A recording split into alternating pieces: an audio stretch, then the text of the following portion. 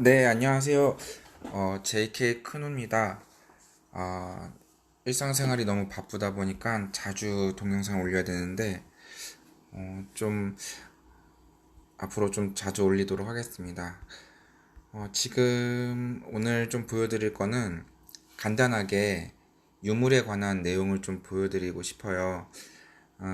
일단 지금 제가 유물을 하나 오픈할 거예요.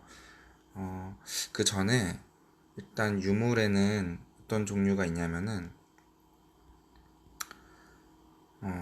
너무 이제 쉬운 내용일 수도 있고 혹시나 이제 초보자분들께서 모르실 수 있기 때문에 간단하게 설명드리겠습니다. 지금 유물에 관련된 아이템들이에요. 여기까지 이렇게 쭉쭉 보시면 5개가 있죠. 근데 보통 이제 5단계 에픽 보물 지도가 5단계 이제 유물인데 유물 LV5 이렇게 표시돼요. 이제 오픈을 하면 사용을 해서 한번 열어볼게요. 예. 밑에 설명에도 LV5라고 써있네요.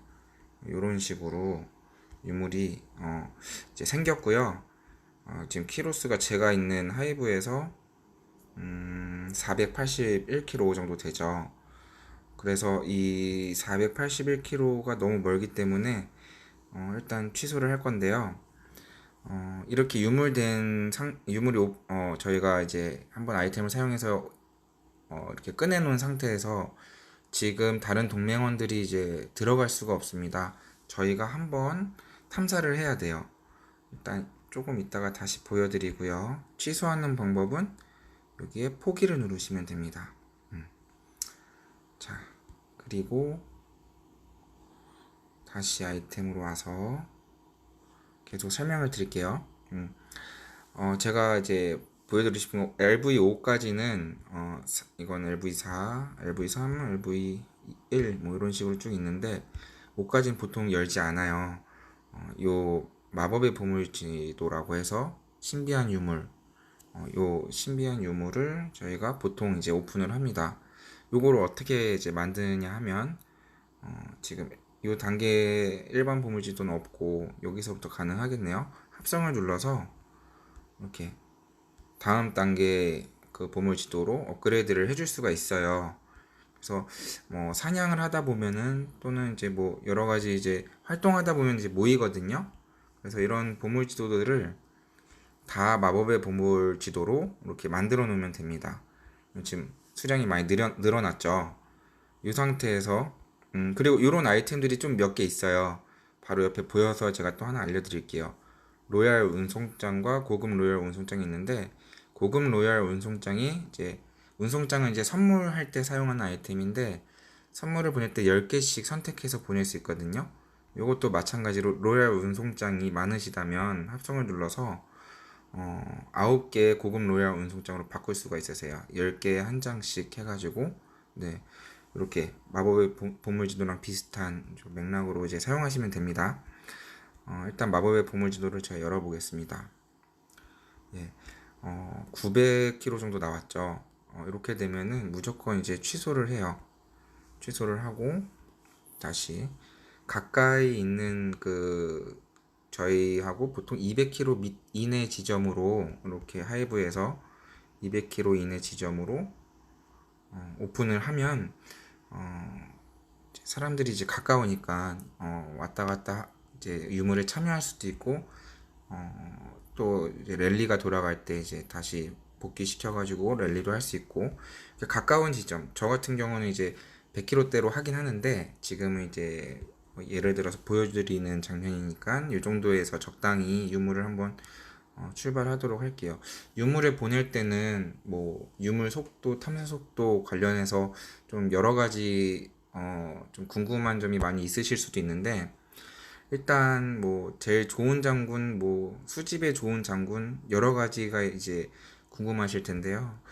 그냥 적당한 장군 보내시면 됩니다. 그냥 그런 장군 찍고 고급 유닛을 이렇게 보낼 필요는 꼭 없으세요. 그래서 아래 티어에 있는 뭐 공격을 당할 수도 있지만 공격을 당해도 손상이 크게 있지 않는 아래 티어에 있는 유닛을 많이 보내게 돼요.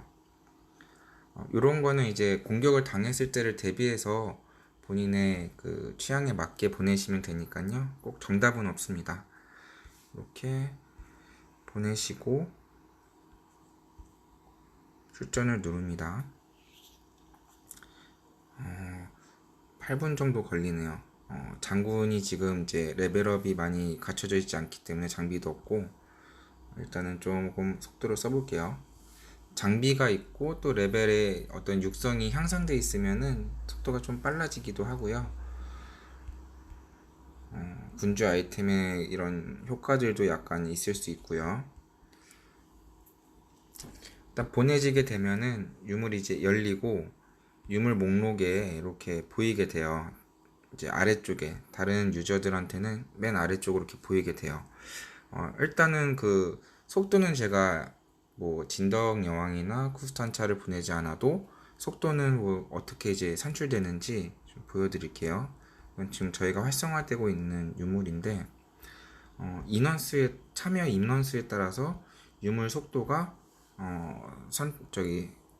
산정이 됩니다. 여기 두 번째 줄에 탐사 속도 보이시죠?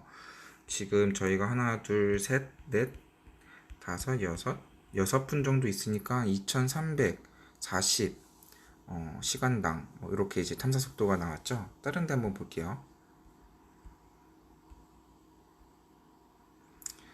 6분 정도에 2300 정도 나왔습니다. 여긴 좀 더 빠르네요. 조금 더 인원수가 많이 보이시죠? 이렇게 이제 생각하시면 돼요. 그리고 보시면은 리치 TJ라는 이분도 이제 외국분이시긴 한데 일자리 전사를 넣었죠. 보통 이런 식으로 이제 좀 약간 아시는 분들은 이렇게 좀 리스크가 없는 그런 유닛을 이제 보내고 나중에 이제 혹시나 다른 유저로부터 공격받았을 때 다시 보상을 받을 때도 좀 적게 받을 수 있게 이런 식으로 이제 보내게 됩니다.